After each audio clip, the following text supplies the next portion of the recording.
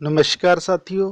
पंजाबी साहित्य के अंदर अपना एक अलंकार का टॉपिक चल रहा सी ते उस दे अंदर अज आप जो अलंकार देखने जा रहे हैं उसका नाम है अति कथनी अलंकार।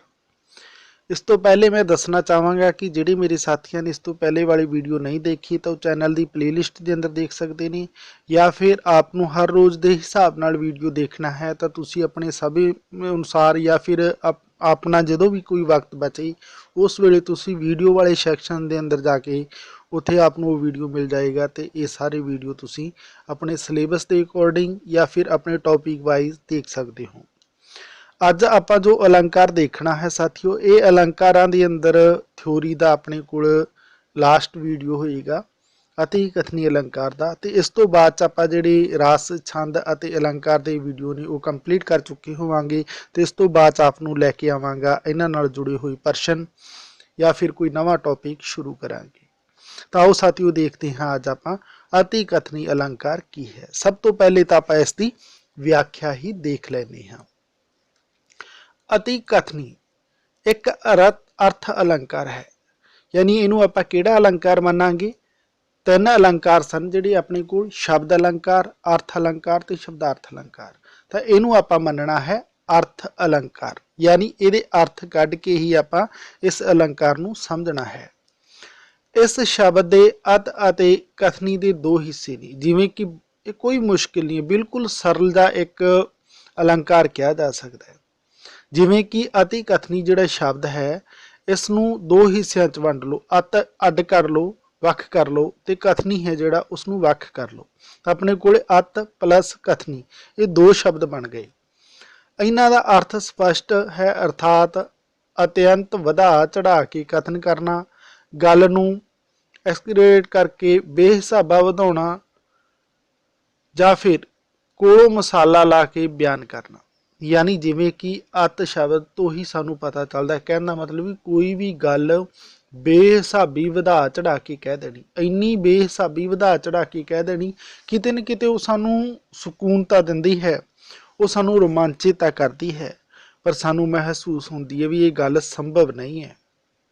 जिमें कि आसमान के तारे तोड़ना, हुण आसमान चों तारे तोड़ना ये तो असीं मतलब तो समझ सकते हैं, पर यह गल संभव नहीं हो सकती क्योंकि आसमान के तारे तोड़े नहीं जा सकते। तो यह जो शब्द है वो अत है जोड़ा वो किसी चीज़ के बहुत वधा चढ़ा के ही कहण नूं बयान करता है। कवि अपनी कावी करदी किसी घटना, पात्र या फिर गल की बहुत उपमा करना लोचदा है, जां इस तो उल्ट निंदिया करना लोचदा है, तो निक्की जी गल नूं वधा चढ़ा के बयान कर लग पैंदा है, तां जो पाठक ते स्रोते उस विषय वस्तु का वडप्पण चंगी तरह समझ सकण। अति कथनी नूं अत उक्ति भी कहा जाता है। यानी इनू आपां ये कह सकते हैं कि जिहड़ा कई बार कवि की करता है अपनी गल नूं होर वधेरे स्पष्ट करने दे लई कि बई ये तो बहुत खूबियां भरी है, बहुत ही गुणा वाली गल है, तो उसनूं समझाउण दे लई कई बार इदां दीयां बहुत वधीकियां वालियां गल्लां वो पेश करता है, जिन्हों आपां अति कथनी भी कह दिंदे आ, ते कई बार उसनूं अत उक्ति भी कहा जाता है। यानी जिहड़ी लेखक है, कवि है, उसकी गल दा बहुत वधा चढ़ा के पेश करना। तो इस दे अंदर आपां कोशिश की कि जिहड़ी अति कथनी है यानी अत कथन है उसनूं समझा जाए कि वह की है, यानी किसी गल का बहुत वधा चढ़ा के पेश करना ही अत कथन है। इत्थे ये गल वर्णनयोग है कि अत कथनी अलंकार की सिरजना करने का उद्देश्य एक चमत्कार पैदा करना है। हुण इत्थे गल ये भी समझण योग है कि कवि ने गल तो वधा चढ़ा के पेश कर दी, तो उसका उद्देश्य की है, उसका मंतव की है। तो मंतव है कि कवि चाहता है कि उसकी कावी किरत के अंदर एक चमत्कार पैदा होवे, पढ़न वाले जिहड़े पाठक ने उन्हां दे उपर ऐसा प्रभाव पए कि वो उसनूं बहुत उच्ची ते वड्डी मन्ने। ऐसे उद्देश्य की प्राप्ति के लिए कवि की करता है, अपनी कविता के अंदर अत कथन ने जिहड़े उन्हां दी वरतों कर लैंदा है। चमत्कार ही कविता विच सूझ स्वाद का संचार करते हैं, यानी आपां नूं आनंद की दिंदे ने। कोई भी जिहड़ी ਸਾਹਿਤ किरत दे अंदर कोई चमत्कार होवे वो आपां नूं आनंद दिंदे ने। चमत्कार तो बिना कविता फिक्की फाकी मालूम हुंदी है। रसीली ते स्वादली कविता विच किसी न किसी चमत्कार की होंद जरूरी है। इस तरह अति कथनी के मूल विच चमत्कार हुंदा है। भाई कान सिंह नाभा ने एक पंजाबी का उदाहरण दिता है। हुण जिहड़े भाई कान सिंह नाभा जी ने उन्हां दा आपां उदाहरण देख लैनी हाँ कि इस दे बारे दिता होया भाई कान सिंह नाभा का उदाहरण की है।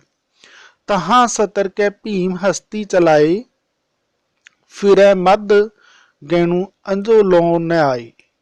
पांडव भीमसैन ने वैरियां दे हाथियां नूं आसमानां विच चला चला के मारिया कि वह हुण तक गगनां विच घुम रहे ने। हुण देखो ये गल समझण वाली है।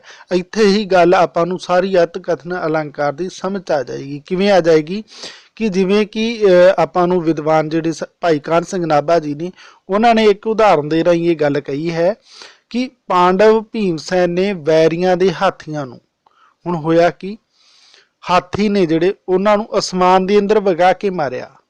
ते होया कि हुण देखो पहली तो गल यही है ना कि हाथी नूं आसमान दे विच मारना अपने लई तां इह एक असंभव जी गल है, पर मान लिया भी ये गल संभव है भी हाथी नूं आसमान दे अंदर मारिया। पर फिर अगे क्या है कि हुण तक गगनां विच घुम रहे ने, अर्थात आसमान दे अंदर अजे तक ही वो गवाचे होए ने, जिहड़ी कि असंभव गल है। पर किते न किते असंभव हुंदे होए भी आपां नूं इह सूझ सुआ दे रही है। बस ऐसे दा नाम ही अत कथनी अलंकार है। अत उक्ति है, यानी गल दा बहुत वधा चढ़ा के पेश करना है। ये निरीपुरी अत कथनी है, असलीयत नहीं है, पर कवि की कल्पना जरूर है। यानी ये अंदर हुंदा की है कि ये आपां नूं महसूस तो हो जाती भी गल तो ये संभव नहीं, पर किते न किते वो आपां नूं एक चमत्कार दे राहीं रूबरू कराउंदी है। उसकी असलीयत की पहचान कराउंदी है भी किन्नी उन्हां दी ताकत सी जिन्हां ने आसमान दे अंदर हाथियां नूं वगा के मारिया। तो किते न किते उन्हां दी जिहड़ी ओह ताकत है उसनूं पेश करन दे लई कवि ने इदां दीयां सतरां वरतियां ने। यह कवि की कल्पना ही कहांगे जिहड़ी पाठकां नूं एक सूझ एक आनंद दिंदी है। फिर इस तो बाद अपने कोल इस दे नाल जुड़ी हुई एक परिभाषा आ जाती है। उस परिभाषा नूं जरूर देख लैनी है आपां। बहुत वधा चढ़ा के वर्णन करन दी कावी रीत नूं अत कथनी अलंकार कहा जाता है। बिल्कुल सरल है। कोई भी ऐसी गल होवे, चाहे वह वार्तक दे अंदर है या फिर कविता दे अंदर है, जदों गल इन्नी वधा चढ़ा के कही जाए कि वह जमीनी हकीकत तो परे दी होवे, अर्थात वो इंज महसूस होए भी ये गल संभव नहीं हो सकती, इदा करके नहीं विखाया जा सकता, पर उसके बावजूद भी वो आपां नूं साहित्य के अंदर किते न किते भी बहुत वधिया लग रही है। जदों दूजी गल ये आ जाए कि संभवता नहीं पर वधिया लग रही है, तो वो किते न किते अत कथनी अलंकार ही होएगा। यानी बहुत वधा चढ़ा के वरती गई कावी सतर है जिहड़ी रिवाज के तौर पर कवि वरतते ने, उसनूं अत कथनी अलंकार के अंदर पढ़िया जाता है। हुण अपने कोल मोहन सिंह की एक कावी टोटा है, उसनूं आपां देख लैने हाँ, जिस दे अंदर अत कथनी अलंकार वरत्या गया है। तो इस दे मार्फत आपां समझांगे कि किवें मोहन सिंह ने अपने जिहड़े कथन ने उक्तियां ने उन्होंने बहुत वधा चढ़ा के पेश किया है। पहले तो ये आपां कावी टोटा ही देखते हैं। जे तू गल विच फुल्लां दा हार पाया, तेरे लक नूं पई कड़वल मोईए। जे तू हत्थां ते पैरां नूं लाई मेहंदी, भार नाल तू सकी ना हल मोईए। हुण जिवें कि पहली सतर है, इस दे अंदर की कहा गया है कि जे तू गल विच फुल्लां दा हार पाया, तेरे लक नूं पई कड़वल मोईए। पहली गल ये आपां नूं वधिया लग रही है, पर किते न किते गल सच जाप नहीं रही है। किसी का भी ऐसा संभव नहीं है कि फुल्लां दे हार नाल ही उस दे लक नूं कड़वल पै जाण। यानी फुल्लां दे अंदर इन्ना भार तां नहीं हुंदा कदे भी कि सहारिया ना जा सके, पर कवि ने यह गल अपने कावी टोटे च वरत के कथन नूं वधा चढ़ा के पेश करके आपां नूं किते न किते सूझ एक आनंद दिता है। हुण दूजी सतर भी आपां देख लैंदे हां। जे तू हत्थां ते पैरां नूं लाई मेहंदी, जे तू हत्थां ते पैरां नूं लाई मेहंदी, भार नाल तू सकी ना हल मोईए। ये गल भी किते न किते संभव नहीं जापदी कि किसी इंसान तो हत्थां ते पैरां ते लगी हुई मेहंदी का वजन ही ना चुक्या जाए, उसका वजन ना सहारिया जाए। गल तो संभव नहीं, पर किते ने किते उस नूं होर वडेरी ਵੱਡੀ ਸਮਝਾਉਣ ਦੇ ਲਈ ਕਵੀ ਨੇ ਇਹ ਸਤਰਾਂ ਵਰਤੀਆਂ ਨੇ, ਇਹ ਗੱਲ ਕਹੀ ਹੈ ਤੇ ਇਹ ਪਾਠਕਾਂ ਨੂੰ ਸਕੂਨ ਵੀ ਦੇ ਰਹੀ ਹੈ, ਇੱਕ ਆਨੰਦ ਦੇ ਰਹੀ ਹੈ। ਬਸ ਐਸੇ ਤਰੀਕੇ ਦਾ ਆਨੰਦ ਦੇਣ ਵਾਲੀ ਤੇ ਗੱਲ ਬਹੁਤ ਵੱਡੀ ਅਤੀ ਕਥਨੀ ਵਾਲੀ ਹੋਵੇ ਤਾਂ ਉਸ ਨੂੰ ਆਪਾਂ ਅਲੰਕਾਰ ਯੋਜਨਾ ਦੇ ਅੰਦਰ ਅਤ ਕਥਨੀ ਅਲੰਕਾਰ ਦੇ ਦਾਇਰੇ 'ਚ ਲਿਆ ਕੇ ਪੜ੍ਹਦੇ ਹਾਂ। ਇਸ ਦੇ ਨਾਲ ਜੁੜੀ ਹੋਈ ਆਪਣੇ ਕੋਲ ਗੱਲ ਹੈ, ਉਹ ਵੀ ਆਪਾਂ ਦੇਖ ਲੈਂਦੇ ਹਾਂ। ਮੋਹਨ ਸਿੰਘ ਦੇ ਸਾਵੇ ਪੱਤਰ ਕਾਵੀ ਸੰਗ੍ਰਹਿ ਵਿੱਚ ਅਨਾਰਕਲੀ ਨਾਂ ਦੀ ਕਵਿਤਾ ਵਿੱਚੋਂ ਇਹ ਬੰਦ ਲਿਆ ਗਿਆ, ਜੋ ਆਪਾਂ ਪਹਿਲੇ ਦੇਖ ਕੇ ਆਏ ਹਾਂ, ਜਿਸ ਦੇ ਬਾਰੇ ਆਪਾਂ ਗੱਲ ਕਰਕੇ ਆਏ ਹਾਂ, ਉਸ ਦਾ ਹੀ ਵਰਣਨ ਹੈ। ਕਵੀ ਲਾਹੌਰ ਵਿੱਚ ਸਲੀਮ ਦੀ ਪ੍ਰੇਮਿਕਾ ਅਨਾਰਕਲੀ ਦੀ ਕਬਰ ਵੇਖ ਕੇ ਖਿਆਲ ਉਡਾਰੀਆਂ ਵਿੱਚ ਗੁੰਮ ਹੋ ਜਾਂਦਾ ਹੈ ਅਤੇ ਉਸ ਦੇ ਹੁਸਨ ਨੂੰ ਬਿਆਨ ਕਰਦਾ ਹੋਇਆ ਕਹਿੰਦਾ ਹੈ। ਯਾਨੀ ਜਿਹੜੀ ਮੋਹਨ ਸਿੰਘ ਨੇ ਸਾਵੇ ਪੱਤਰ ਕਾਵੀ ਸੰਗ੍ਰਹਿ ਦੇ ਅੰਦਰ ਅਨਾਰਕਲੀ ਨਾਂ ਦੀ ਕਵਿਤਾ 'ਚ ਜਿਹੜਾ ਇਹ ਗੱਲ ਕਹੀ ਹੈ ਤੇ ਉਸੇ ਦੇ ਅੰਦਰੋਂ ਇਹ ਕਾਵੀ ਟੋਟਾ ਲਿਆ ਜੋ ਆਪਾਂ ਪਹਿਲੇ ਦੇਖ ਕੇ ਆਏ ਹਾਂ, ਮਹਿੰਦੀ ਵਾਲਾ ਤੇ ਫੁੱਲਾਂ ਦੇ ਹਾਰ ਵਾਲਾ। ਹੇ ਅਨਾਰਕਲੀ, ਤੂੰ ਇੰਨੀ ਨਰਮ ਤੇ ਕੋਮਲ ਸੀ ਕਿ ਤੇਰੇ ਗਲ ਵਿੱਚ ਪਾਏ ਫੁੱਲਾਂ ਦੇ ਹਾਰ ਦੇ ਭਾਰ ਨਾਲ ਤੇਰੇ ਲੱਕ ਨੂੰ ਕੜਵੱਲ ਪੈ ਜਾਂਦੇ ਸਨ ਅਤੇ ਹੱਥਾਂ ਪੈਰਾਂ ਤੇ ਨਾਲ ਲਾਈ ਮਹਿੰਦੀ ਦਾ ਭਾਰ ਵੀ ਤੂੰ ਨਹੀਂ ਸਹਾਰ ਸਕਦੀ ਸੀ। ਇਹ ਗੱਲ ਆਪਾਂ ਇਸ ਕਾਵੀ ਟੋਟੇ ਦੇ ਅੰਦਰ ਦੇਖ ਕੇ ਆਏ ਹਾਂ। ਕਿਤੇ ਨਾ ਕਿਤੇ ਇਹ ਗੱਲ ਇੰਨੀ ਵਧਾ ਚੜਾ ਕੇ ਕਵੀ ਨੇ ਪੇਸ਼ ਕੀਤੀ ਹੈ ਕਿ ਗੱਲ ਸੰਭਵ ਨਹੀਂ ਜਾਪਦੀ, ਪਰ ਫਿਰ ਵੀ ਇਹ ਪਾਠਕਾਂ ਨੂੰ ਰੋਮਾਂਚਿਤ ਕਰਦੀ ਹੈ, ਇੱਕ ਆਨੰਦ ਦਿੰਦੀ ਹੈ। ਇਸੇ ਲਈ ਇਹ ਅਤ ਕਥਨੀ ਅਲੰਕਾਰ ਮੰਨੀ ਗਈ ਹੈ। ਫੁੱਲਾਂ ਦੇ ਭਾਰ ਨਾਲ ਲੱਕ ਨੂੰ ਕੜਵੱਲ ਪੈਣ ਅਤੇ ਮਹਿੰਦੀ ਦੇ ਭਾਰ ਨੂੰ ਨਾ ਸਹਾਰਨਾ, ਇਹ ਵਰਣਨ ਵਧਾ ਚੜਾ ਕੇ ਪੇਸ਼ ਕੀਤਾ ਗਿਆ ਹੈ ਜੋ ਕਿ ਅਸੰਭਵ ਤੇ ਬੇਦਲੀਲ ਜਾਪਦਾ ਹੈ। ਯਾਨੀ ਇਹ ਗੱਲ ਸੱਚ ਨਹੀਂ ਕਹੀ ਜਾ ਸਕਦੀ। ਇਹ ਅਤ ਕਥਨੀ ਅਲੰਕਾਰ ਹੈ। ਕਵੀ ਦਾ ਮੰਤਵ ਅਨਾਰਕਲੀ ਦਾ ਹੁਸਨ, ਉਸ ਦੀ ਕਮਰ ਦੀ ਲਚਕ, ਉਸ ਦੀ ਕੋਮਲਤਾ ਦਾ ਬਿਆਨ ਕਰਨਾ ਹੈ, ਪਰ ਉਹ ਲੋਕ ਮਰਿਆਦਾ ਨੂੰ ਟੱਪ ਕੇ ਅਸੰਭਵ ਕਲਪਨਾ ਕਰਦਾ ਹੋਇਆ ਚਮਤਕਾਰ ਪੈਦਾ ਕਰਨ ਵੱਲ ਰੁਚਿਤ ਹੈ। ਯਾਨੀ ਕਵੀ ਕੀ ਕਰ ਰਿਹਾ ਹੈ ਕਿ ਕਵੀ ਇਹ ਨਹੀਂ ਸੋਚ ਰਿਹਾ ਕਿ ਬਈ ਇਹ ਗੱਲ ਸੱਚ ਹੈ ਜਾਂ ਨਹੀਂ ਹੈ, ਪਰ ਕਵੀ ਚਮਤਕਾਰ ਪੈਦਾ ਕਰਨ ਦੇ ਲਈ ਆਪਣੀ ਕਵਿਤਾ ਦੇ ਅੰਦਰ ਇਹ ਗੱਲਾਂ ਲਿਖ ਰਿਹਾ ਹੈ। ਚਮਤਕਾਰ ਪੈਦਾ ਕਰਨਾ ਹੀ ਅਤੀ ਕਥਨੀ ਅਲੰਕਾਰ ਹੈ। ਬਸ ਇਹ ਕਵੀ ਦਾ ਉਦੇਸ਼ ਹੁੰਦਾ ਹੈ ਕਿ ਉਹ ਆਪਣੀ ਕਵਿਤਾ ਦੇ ਅੰਦਰ ਗੱਲ ਨੂੰ ਚਾਹੇ ਕਿੰਨੀ ਵਧਾ ਚੜਾ ਕੇ ਪੇਸ਼ ਕਰੇ, ਉਹਦੇ ਨਾਲ ਇੱਕ ਪ੍ਰਭਾਵ ਪਾਠਕਾਂ ਦੇ ਉੱਪਰ ਚਮਤਕਾਰਿਕ ਪ੍ਰਭਾਵ ਪਏ, ਪਾਠਕ ਉਸ ਤੇ ਰੋਮਾਂਚਿਤ ਹੋ ਜਾਣ, ਉਹਨਾਂ ਨੂੰ ਇੱਕ ਸਕੂਨ, ਇੱਕ ਆਨੰਦ ਮਿਲੇ, ਇੱਕ ਸੂਝ ਸਵਾਦ ਮਿਲੇ। ਬਸ ਇਹੀ ਕੋਸ਼ਿਸ਼ ਦੇ ਨਾਲ ਜਦੋਂ ਕਵੀ ਆਪਣੀ ਗੱਲ ਨੂੰ ਬਹੁਤ ਅਤੀ ਦੇ ਨਾਲ ਕਹਿੰਦਾ ਹੈ ਤਾਂ ਉਹ ਕਿਤੇ ਨਾ ਕਿਤੇ ਅਤ ਕਥਨੀ ਅਲੰਕਾਰ ਦਾ ਰੂਪ ਧਾਰਨ ਕਰ ਜਾਂਦੀ ਹੈ। ਤਾਂ ਇਹ ਆਪਾਂ ਉਸ ਕਾਵੀ ਟੋਟੇ ਦੇ ਨਾਲ ਜੁੜੀ ਹੋਈ ਗੱਲ ਦੇਖ ਕੇ ਸਮਝਣ ਦੀ ਕੋਸ਼ਿਸ਼ ਕੀਤੀ। ਇੱਥੇ ਆਪਣੇ ਕੋਲ ਮੋਹਨ ਸਿੰਘ ਦੀ ਗੁਲੇਲੀ ਦੇ ਅੰਦਰੋਂ ਲਿਆ ਗਿਆ ਇਹ ਕਾਵੀ ਟੋਟਾ ਹੈ ਜਿਹੜਾ, ਉਸ ਨੂੰ ਵੀ ਆਪਾਂ ਦੇਖ ਲੈਂਦੇ ਹਾਂ ਤੇ ਕੋਸ਼ਿਸ਼ ਕਰਨਾ ਤੁਸੀਂ ਸਮਝਣ ਦੀ ਕਿ ਇਹ ਅਸਲ ਦੇ ਅੰਦਰ ਕੀ ਹੈ।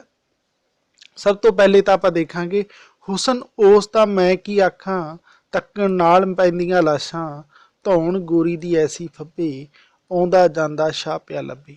ਤਾਂ ਇਹ ਜਿਹੜੀਆਂ ਸਤਰਾਂ ਨੇ ਇਹ ਕਿਤੇ ਨਾ ਕਿਤੇ ਕਥਨ ਨੂੰ ਇੰਨਾ ਵਧਾ ਚੜਾ ਕੇ ਪੇਸ਼ ਕੀਤਾ ਗਿਆ ਹੈ ਕਿ ਗੱਲ ਸੱਚ ਨਹੀਂ ਜਾਪਦੀ, ਪਰ ਕਿਤੇ ਨਾ ਕਿਤੇ ਪਾਠਕਾਂ ਨੂੰ ਇੱਕ ਆਨੰਦ ਦਿੰਦੀ ਹੈ।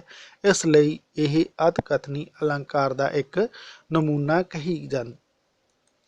ਅਤ ਕਥਨੀ ਅਲੰਕਾਰ ਉਹੀ ਹੈ ਜਦੋਂ ਕੋਈ ਲੇਖਕ ਹੈ, ਜਿਹੜਾ ਕਵੀ ਹੈ, ਆਪਣੇ ਕਥਨ ਦੇ ਅੰਦਰ, ਆਪਣੀ ਰਚਨਾ ਦੇ ਅੰਦਰ ਕਥਨ ਨੂੰ ਬੇਹਿਸਾਬੀ ਵਧਾ ਚੜਾ ਕੇ ਪੇਸ਼ ਕਰ ਦਿੰਦਾ ਹੈ। ਹੁਣ ਆਪਣੇ ਕੋਲੇ ਪੀਲੂ ਦਾ ਰਚਿਤ ਮਿਰਜ਼ਾ ਸਾਹਿਬਾ ਦੇ ਅੰਦਰੋਂ ਇਹ ਟੋਟੇ ਨੇ, ਉਹਨਾਂ ਨੂੰ ਵੀ ਦੇਖ ਕੇ ਆਪਾਂ ਸਮਝ ਲੈਂਦੇ ਹਾਂ ਕਿ ਕਿਸ ਤਰੀਕੇ ਦੇ ਨਾਲ ਇਹ ਅਤੀ ਕਥਨੀ ਅਲੰਕਾਰ ਹੈ। 10 ਮਈਆਂ ਦਾ ਘਿਓ ਦਿੱਤਾ, ਬੱਕੀ ਦੇ ਢਿੱਡ ਪਾ, ਬੱਕੀ ਤੋਂ ਡਰਨ ਫਰਿਸ਼ਤੇ, ਮੈਥੋਂ ਡਰੇ ਖੁਦਾ, ਚੁੱਭੀ ਵਿੱਚ ਪਤਾਲ ਲਾ, ਉੱਡ ਕੇ ਚੜੇ ਆਕਾਸ਼, ਚੜਨਾ ਆਪਣੀ ਸ਼ੌਕ ਨੂੰ, ਬੱਕੀ ਨੂੰ ਲਾਜ ਨਾ ਲਾ। ਤਾਂ ਹੁਣ ਪੀਲੂ ਨੇ ਮਿਰਜ਼ਾ ਸਾਹਿਬਾਂ ਦੀ ਜਿਹੜੀ ਮਿਰਜ਼ੇ ਸਾਹਿਬਾਂ ਦੇ ਅੰਦਰੋਂ ਇਹ ਕਾਵੀ ਟੋਟਾ ਲਿਆ ਗਿਆ ਤੇ ਮਿਰਜ਼ੇ ਦੀ ਬੱਕੀ ਦੀ ਇੱਕ ਖੂਬੀ ਬਿਆਨ ਕੀਤੀ ਹੈ ਕਿ 10 ਮਈਆਂ ਦਾ ਘਿਓ ਦਿੱਤਾ, ਬੱਕੀ ਦੇ ਢਿੱਡ ਪਾ। ਇਹ ਗੱਲ ਤਾਂ ਸੱਚ ਜਾਪ ਸਕਦੀ ਹੈ। ਬੱਕੀ ਤੋਂ ਡਰਨ ਫਰਿਸ਼ਤੇ ਤੇ ਮੈਥੋਂ ਡਰੇ ਖੁਦਾ। ਹੁਣ ਇਸ ਗੱਲ ਨੂੰ ਇੰਨੀ ਵਧਾ ਚੜਾ ਕੇ ਪੇਸ਼ ਕਰ ਦਿੱਤਾ ਕਿ ਸੱਚ ਤਾਂ ਨਹੀਂ ਜਾਪ ਸਕਦਾ, ਕਿ ਰੱਬ ਹੈ ਜਿਹੜਾ ਉਹ ਮਿਰਜ਼ੇ ਤੋਂ ਕਦੇ ਡਰ ਨਹੀਂ ਸਕਦਾ। ਚੁੱਭੀ ਵਿੱਚ ਪਤਾਲ ਲਾ, ਉੱਡ ਕੇ ਚੜੇ ਆਕਾਸ਼। ਇਹ ਗੱਲ ਵੀ ਬਹੁਤ ਵਧਾ ਚੜਾ ਕੇ ਪੇਸ਼ ਕੀਤੀ ਗਈ ਹੈ ਕਿ ਬੱਕੀ ਉਸ ਦੀ ਪਤਾਲ ਦੇ ਅੰਦਰ ਚੁੱਭੀ ਮਾਰ ਕੇ ਜਾਂਦੀ ਹੈ ਤੇ ਛਲਾਂਗ ਲਗਾ ਕੇ ਅਸਮਾਨ ਦੇ ਅੰਦਰ ਪਹੁੰਚ ਜਾਂਦੀ ਹੈ। ਇਹ ਕਿਤੇ ਨਾ ਕਿਤੇ ਕਥਨ ਹੈ ਜਿਹੜਾ ਪੀਲੂ ਨੇ बहुत ਵਧਾ ਚੜਾ ਕੇ ਪੇਸ਼ ਕੀਤਾ ਹੈ, ਪਰ ਫਿਰ ਵੀ ਪਾਠਕਾਂ ਨੂੰ ਇਹ ਰੋਮਾਂਚਿਤ ਕਰਦਾ ਹੈ, ਇੱਕ ਆਨੰਦ ਦਿੰਦਾ ਹੈ, ਸੂਝ ਸਵਾਦ ਪੈਦਾ ਕਰਦਾ ਹੈ। ਬਸ ਐਸੇ ਸੂਝ ਸਵਾਦ ਦਾ ਨਾਮ ਹੀ ਹੈ ਜਿਹੜਾ ਕਥਨ ਨੂੰ ਬਹੁਤ ਵਧਾ ਚੜਾ ਕੇ ਪੇਸ਼ ਕੀਤਾ ਗਿਆ ਹੋਵੇ, ਉਹ ਹਮੇਸ਼ਾ ਹੀ ਅਤਿ ਕਥਨੀ ਅਲੰਕਾਰ ਮੰਨਿਆ ਜਾਂਦਾ ਹੈ। ਜਾਂਦਾ ਜਾਂਦਾ ਮੈਂ ਆਪ ਦੇ ਲਈ ਇੱਕ ਚੰਡੀ ਦੀ ਵਾਰ ਦੇ ਅੰਦਰੋਂ ਜਿਹੜਾ ਟੋਟਾ ਹੈ ਇਹ ਛੱਡ ਜਾਣਾ ਹੈ। ਇਸ ਦੇ ਅੰਦਰ ਸਮਝਣ ਦੀ ਕੋਸ਼ਿਸ਼ ਕਰਨਾ ਕਿ ਕਿਵੇਂ ਗੱਲਾਂ ਬਹੁਤ ਵਧਾ ਚੜਾ ਕੇ ਪੇਸ਼ ਕੀਤੀਆਂ ਗਈਆਂ ਨੇ, ਸੱਚ ਨਹੀਂ ਜਾਪਦੀਆਂ ਪਰ ਫਿਰ ਵੀ ਉਹ ਆਨੰਦ ਦੇ ਰਹੀਆਂ ਨੇ, ਕਿਤੇ ਨਾ ਕਿਤੇ ਉਹ ਪਾਠਕਾਂ ਨੂੰ ਇੱਕ ਸਕੂਨ ਦੇ ਰਹੀਆਂ ਨੇ, ਸੂਝ ਸਵਾਦ ਦਾ ਆਨੰਦ ਮਾਣ ਦੇ ਲਈ ਇਹ ਕਾਵੀ ਸਤਰਾਂ ਨੇ। ਧੂ ਲਈ ਕਿਰਪਾਣੀ ਦੁਰਗਾ ਮਿਆਨ ਤੇ, ਚੰਡੀ ਰਾਖਸ਼ ਖਾਣੀ ਵਾਹੀ ਦੈਂਤਨੋ, ਕੋਪਰ ਚੂਰ ਚਵਾਣੀ ਲੱਥੀ ਕਰੰਗ ਲੈ, ਪਾਖਰ ਤੁਰਾ ਪਲਾਣੀ ਰੜਕੀ ਧਰਤ ਜਾਈ, ਲੈਂਦੀ ਅੱਗਾ ਸਿੰਘਾਣੀ ਸਿੰਘਾਂ ਧੌਲ ਦੀਆਂ, ਕੂਰਮ ਸਿਰ ਲਹਿਲਾਣੀ ਦੁਸ਼ਮਣ ਮਾਰ ਕੇ। ਤਾਂ ਕਿਤੇ ਨਾ ਕਿਤੇ ਚੰਡੀ ਦੀ ਵਾਰ ਦੇ ਅੰਦਰ ਗੁਰੂ ਗੋਬਿੰਦ ਸਿੰਘ ਜੀ ਨੇ ਜਿਹੜੀਆਂ ਇਹ ਸਤਰਾਂ ਵਰਤੀਆਂ ਨੇ, ਦੁਰਗਾ ਦੇ ਬਾਰੇ ਵਰਤੀਆਂ ਨੇ, ਦੁਰਗਾ ਦੇਵੀ ਦੇ ਬਾਰੇ ਵਰਤੀਆਂ ਨੇ। ਕਥਨ ਚਾਹੇ ਅਤੀ ਕਥਨੀ ਅਲੰਕਾਰ ਦੇ ਨੇ, ਪਰ ਪਾਠਕਾਂ ਨੂੰ ਜਿਹੜਾ ਸੁੱਖ ਦੇ ਰਹੇ ਨੇ ਉਹ ਕਿਤੇ ਨਾ ਕਿਤੇ ਇਸ ਕਵਿਤਾ ਦੀ ਖੂਬੀ ਦੇ ਕਾਰਨ ਹੈ। ਤੇ ਇਸ ਅਤੀ ਕਥਨ ਦਾ ਜਿਹੜਾ ਆਪਣੇ ਕੋਲੇ ਅਲੰਕਾਰ ਮੰਨਿਆ ਜਾਏਗਾ ਉਹ ਅਤਿ ਕਥਨੀ ਅਲੰਕਾਰ ਹੀ ਮੰਨਿਆ ਜਾਏਗਾ।